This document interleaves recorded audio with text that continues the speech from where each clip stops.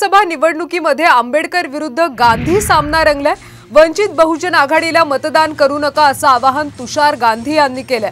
त्यामुळे वंचितला मतदान करू नका असं तुषार गांधी यांनी म्हटले। त्यामुळे निवडणुकीमध्ये सध्या आंबेडकर विरुद्ध गांधी सामना रंगलेला आहे। महायुती म्हणजे गद्दारांची युती आहे असं तुषार गांधी यांनी म्हटलेलं आहे। लोकसभा निवडणुकीत गांधी विरुद्ध आंबेडकर सामना रंगण्याची शक्यता आहे। वंचितला मतदान करू नका असं तुषार गांधी यांनी म्हटलंय। वंचित आणि एमआयएम भाजपची बी टीम असल्याचा आरोप तुषार गांधी यांनी केलाय। महायुती म्हणजे गद्दारांची युती असल्याचं तुषार गांधी यांनी म्हटलेलं आहे। त्यामुळे आंबेडकर विरुद्ध गांधी असा सामना रंगण्याची शक्यता आहे। दरम्यान तुषार गांधी यांच्याशी बातचीत केली आमचे प्रतिनिधी तुषार पाटणकर यांनी। पाहूयात। यावेळेला आम्ही स्पष्ट हे सांगितले की जे भाजपची युती झाली आहे, तोडलेली शिवसेना आणि तोडलेली राष्ट्रवादी, म्हणजे ह्याचं खरं नाव गद्दारांची युती असं असायला पाहिजे। त्या गद्दारांची युतीला हरवायची आणि महाविकास आघाडी जे एक चांगला चॅलेंज ह्यांना हरवायची क्षमता ठेवते त्यांनाच वोट करायचा। म्हणजे तुम्ही स्पष्टपणे सांगताय एमआयएम आणि वंचित बहुजन आघाडी प्रकाश आंबेडकरांना मतदान करू नका।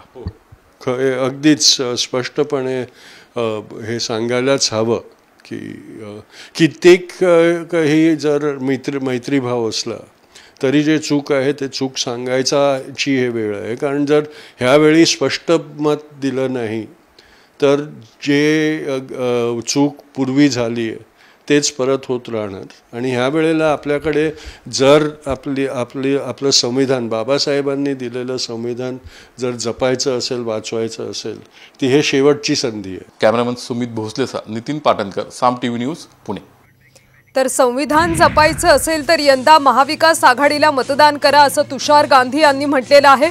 गद्दारांची युती असं त्यांनी महायुतीला म्हटलेलं आहे।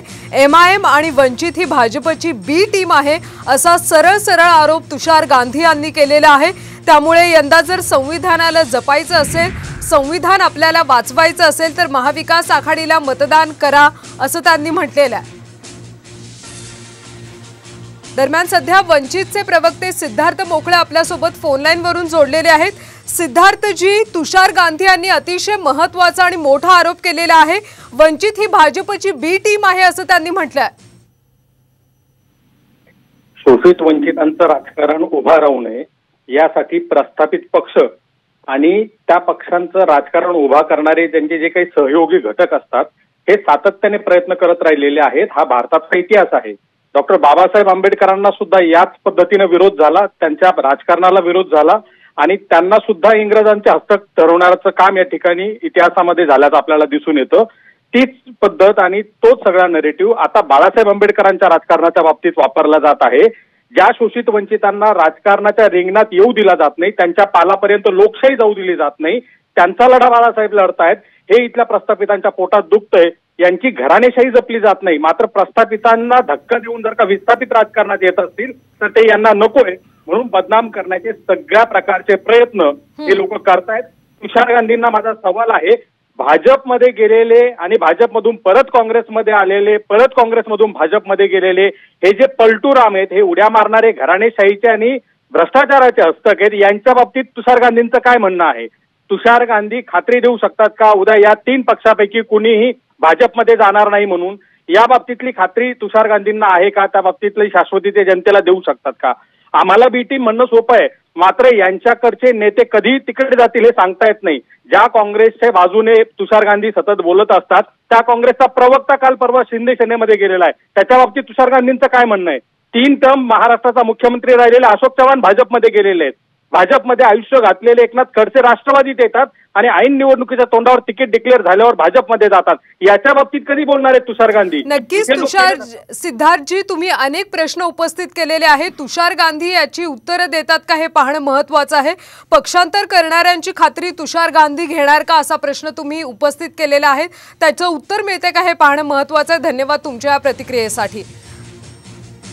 तर लोकसभा निवडणुकीत गांधी वर्सेस आंबेडकर असा सामना आता रंगण्याची शक्यता आहे, कारण वंचितला मतदान करू नका असं तुषार गांधी यांनी म्हटलेलं आहे। MIM आणि वंचित भाजपची बी टीम असल्याचा मोठा आरोप तुषार गांधींनी केला। जर आपल्याला संविधानाला वाचवायचं असेल तर महाविकास आघाडीला मतदान करा असं देखील तुषार गांधींनी म्हटलेलं आहे। दरम्यान या सगळ्यावर आपण वंचितचे प्रवक्ते सिद्धार्थ मोकळे यांची प्रतिक्रिया घेतली होती आणि त्यांनी पक्षांतर करणाऱ्यांची खात्री तुषार गांधी घेणार का असा सवाल उपस्थित केलेला आहे। आगामी काळात तुषार गांधी यावर काही उत्तर देतात का, काही बोलतात का हे पाहणं महत्त्वाचं ठरणार आहे।